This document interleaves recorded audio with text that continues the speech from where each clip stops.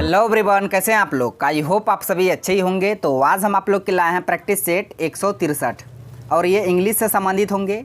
तो आज हम इंग्लिश के प्रत्येक टॉपिक से एक प्रश्न को लेके आए हैं जो आपके एग्जाम के लिए बहुत ही ज़्यादा इंपॉर्टेंट होंगे और इन सभी प्रश्नों को बिल्कुल आसान भाषा में सिखाएंगे जिससे आपको समझने में आसानी हो। तो चलिए शुरू करते हैं। पहला प्रश्न है, choose the correctly spelled word. आपको करेक्टली स्पेल्ड वर्ड को चूज करना है, कौन वर्ड सही है। ऑप्शन में दिया तो मिस्ट्री, मिस्ट्री होगा कैसे वो आपको बताना है। तो देखिए मिस्ट्री MYSTERY, मिस्ट्री का मतलब होता है रहस्य। क्या होता है? रहस्य। मिस्ट्री है, मिस्ट्री यानी कि रहस्य है। तो मिस्ट्री का मतलब क्या होता है? रहस्य। मिस्ट्री कैसे होगा? MYSTERY। यहाँ पे MYSTA दिया है, ये नहीं होगा। यहाँ पे MI दिया है, ये नहीं होगा, आपके बाद वाई होगा। यहाँ पे MYSTI नहीं, TE होगा, ये भी नहीं होगा। तो इसका आंसर ऑप्शन सी हो जाएगा, मिस्ट्री। मिस्ट्री का स्पेलिंग देख लीजिएगा, MYSTERY, मिस्ट्री का यानी रहस्य। नेक्स्ट है, select the synonym of the given word. आपको सिनोनिम बताना है। ये जो वर्ड दिया है रिग्रेट, रिग्रेट का आपको सिनोनिम बताना है। रिग्रेट का मतलब क्या होता है? देख रहे हैं ये लड़का को, देख रहे हैं इसको रिग्रेट हो रहा है, ये लड़की देख रहे हैं इसको रिग्रेट हो रही है, यानी कि इसको अफसोस हो रही है। रिग्रेट का मतलब होता है अफसोस होना, या नहीं तो बोल सकते हैं उसको खेद होता है, खेद, या नहीं तो उसको क्या बोलते हैं? पछतावा, जो आप बोल सकते हैं। सबका मतलब होता है रिग्रेट का मतलब। ठीक है, आपको बताना है रिग्रेट का सिनोनिम। जो अर्थ रिग्रेट का है वही अर्थ इन चारों वर्ड में से कौन सा वर्ड का है? जो आप वर्ड रिग्रेट का जो अर्थ है वही अर्थ इन चारों वर्ड में से कौन सा है? हैप्पी मतलब जानने में करते खुश, तो होगा नहीं। स्टिमुलेट, इनकरेज, ये दोनों आपस में सिनोनिम है। इसका मतलब होता उकसाना, मतलब स्टिमुलेट करना यानी कि उकसाना, भड़काना, और इनकरेज जन्म करते प्रोत्साहित करना। तो याद रखिएगा, स्टिमुलेट, इनकरेज ये दोनों आपस में सिनोनिम है। इसका अर्थ होता है उकसाना। उसके बाद ऑप्शन डी में रिपेंट, रिपेंट का मतलब होता है पछताना। तो इसका जो आंसर होगा ऑप्शन डी इसका करेक्ट आंसर हो जाएगा। जो अर्थ मीनिंग रिग्रेट का होगा वही मीनिंग रिपेंट का भी होगा। आपको सिनोनिम ही बताना था। नेक्स्ट है, a person who creates and studies maps. इसका मतलब क्या हुआ? A person who creates and studies maps, जो व्यक्ति क्रिएट करते हैं एंड स्टडीज़ करते हैं, अध्ययन करते हैं किसके? मैप का। मैप का जो व्यक्ति मैप को क्रिएट करते हैं, उसका अध्ययन करते हैं, उसे हम लोग क्या बोलेंगे? जियोलॉजिस्ट नहीं बोलेंगे। जियोग्राफर ये भी होगा, नहीं होगा। मैप मेकर ये भी नहीं होगा। ये नहीं थोड़े है कि मैप जो बनाएगा, जो पढ़ेगा उसको मैप मेकर बोलते, गलत।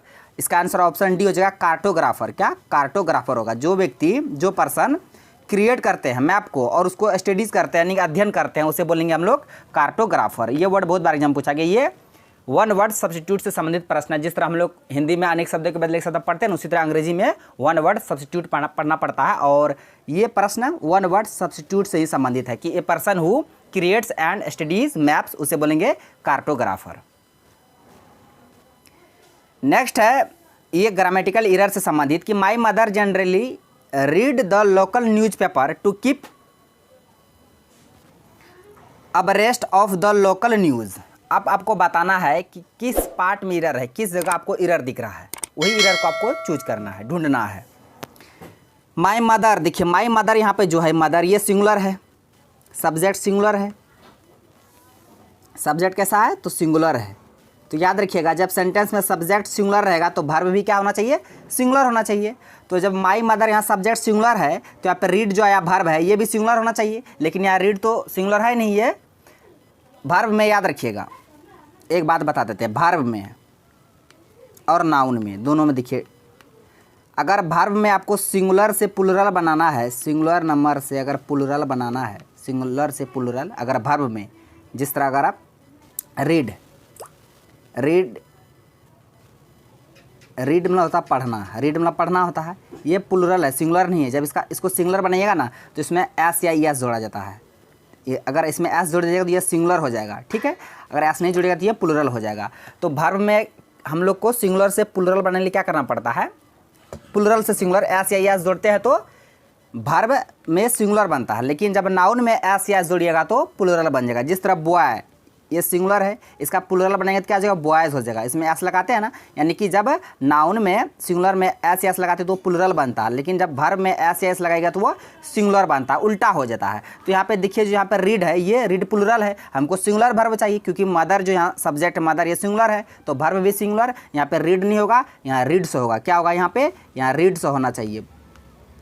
सिंगुलर वर्ब होना चाहिए, प्लूरल वर्ब नहीं, क्योंकि सब्जेक्ट सिंगुलर है। तो यहाँ पे इसी पार्ट में रह रहा है, रीड वाला पार्ट में रह रहा है। रीड वाला किस ऑप्शन में है?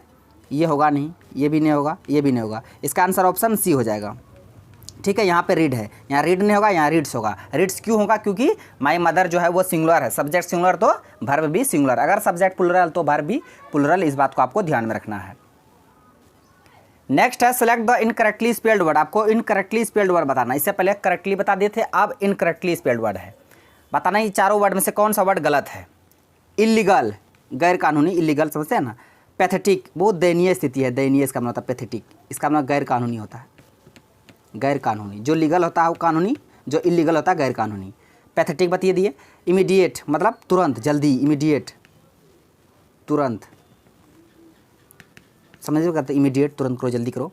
डेफिनेटली, ये गलत है, इसका आंसर ऑप्शन डी ही हो जाएगा, डेफिनिट, डेफिनेटली, ऐसे नहीं होगा डेफिनेटली। डेफिनेटली का स्पेलिंग गलत है, DEFINITE तब LY, डेफिनेटली ऐसे होता है, यानी कि DEFI NI, लेकिन यहाँ NA है, यहाँ A नहीं होगा, यहाँ I होगा, DEFINITELY, डेफिनेटली। तो यहाँ पे यही वर्ड गलत था, आपको गलत वर्ड को ही चुनना था। इसका आंसर ऑप्शन डी हो गया। नेक्स्ट है select the opposite meaning of the given word. आपको अपोजिट बताना, एंटोनिम बताना, उल्टा बताना। किसका? बोल्ड। बोल्ड का मतलब होता है साहसी। क्या होता है? साहसी, बोल्ड। अब उसका उल्टा बताइए। जेन्युइन, ऑथेंटिक, रियल, इन तीनों आपस में सिनोनिम है। ये तीनों आपस में क्या है? सिनोनिम है। इसका मतलब होता है क्या? वास्तविक, सच्चा, वास्तविक। याद रखिएगा, जेन्युइन, ऑथेंटिक, रियल, ये तीनों आपस में सिनोनिम है।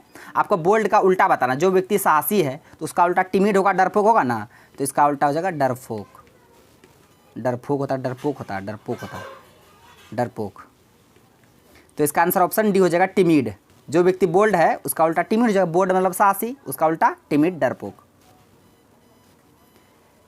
नेक्स्ट है ये भी ग्रामेटिकली एरर से संबंधित कि where did you kept the sack of wheat that I bought from the market. यहाँ पे जो दिखे डिड जो आया है सेंटेंस में, हम पहले ही बता दिया। अगर सेंटेंस में डू दिखे, आपको डू दिखे या डज दिखे या डिड दिखे, सेंटेंस में डू डज डिड रहे तब जो वर्ब आएगा वो वर्ब का फर्स्ट फॉर्म आएगा, इसके बाद वर्ब का फर्स्ट फॉर्म आएगा। अगर सेंटेंस में अगर हैव दिखे, सेंटेंस में हैव रहे या हैज़ रहे या हैड रहे, अगर सेंटेंस में हैव, हैज़, हैड रहेगा तो इसके बाद जो वर्ब आएगा वो वर्ब का थर्ड फॉर्म आएगा। लेकिन सब्जेक्ट में डू डज डिड रहेगा तो इसके बाद वर्ब का फर्स्ट फॉर्म आएगा। लेकिन यहाँ पे जो दिया है where did you kept, did आया है, इसके बाद वर्ब का फर्स्ट फॉर्म चाहिए, लेकिन यहाँ कैप्ट दिया है, ये कीप का V2 है, कैप्ट। हमको V2 नहीं चाहिए, हमको V1 चाहिए, क्योंकि डिड के बाद V1 चाहिए। तो यहाँ पे कैप्ट नहीं होगा, यहाँ पे कीप होगा।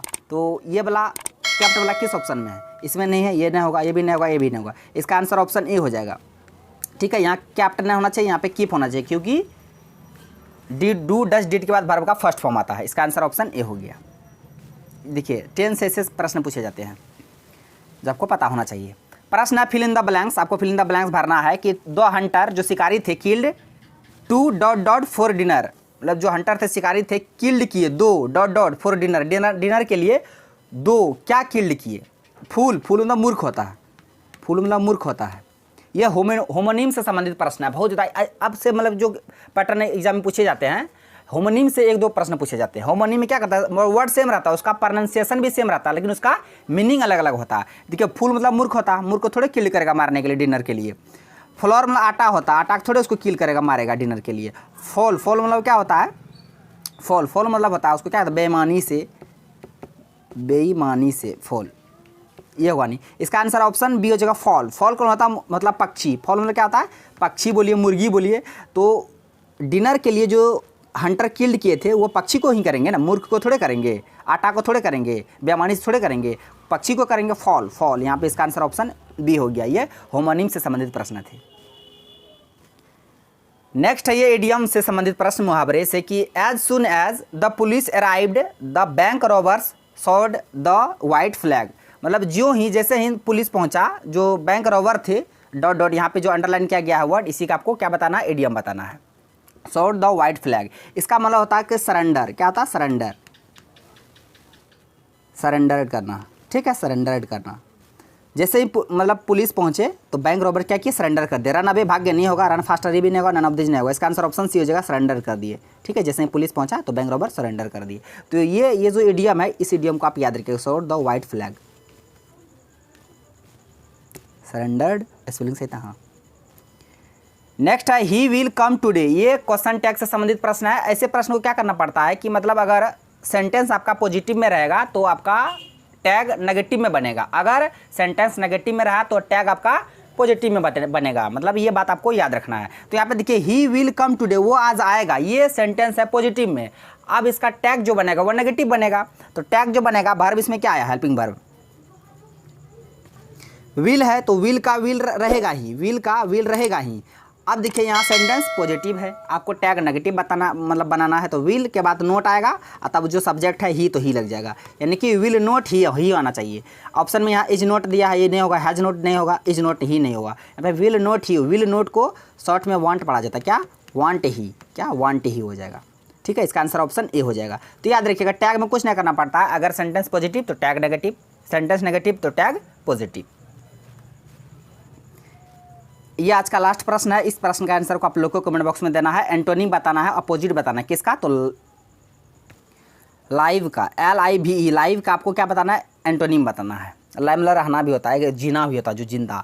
अभी देखिए इसका उल्टा क्या, इनर्ट होगा, बोल्ड होगा, डेड होगा, प्रवोक होगा, जो भी इसका एंटोनिम होगा उल्टा होगा, आपको इसका आंसर को कमेंट बॉक्स में देना है, किसका, लाइव का। तो फ्रेंड्स आज का प्रश्न बस यहीं तक था, सारे प्रश्न को बता दिया। आई होप आपको वीडियो पसंद आया होगा। यदि वीडियो पसंद आया तो मेरा वीडियो को लाइक कीजिए तथा मेरा यूट्यूब चैनल कर दीजिए सड्डा को सब्सक्राइब करिए और बेल आइकन को भी हिट कर दीजिए, ताकि हर एक लेटेस्ट वीडियो का नोटिफिकेशन तुरंत आप तक पहुँच जाए। थैंक्स फॉर वॉचिंग वीडियो, धन्यवाद। अब मिलते हैं नेक्स्ट वीडियो में नेक्स्ट टॉपिक के साथ, तब तक के लिए जय हिंद।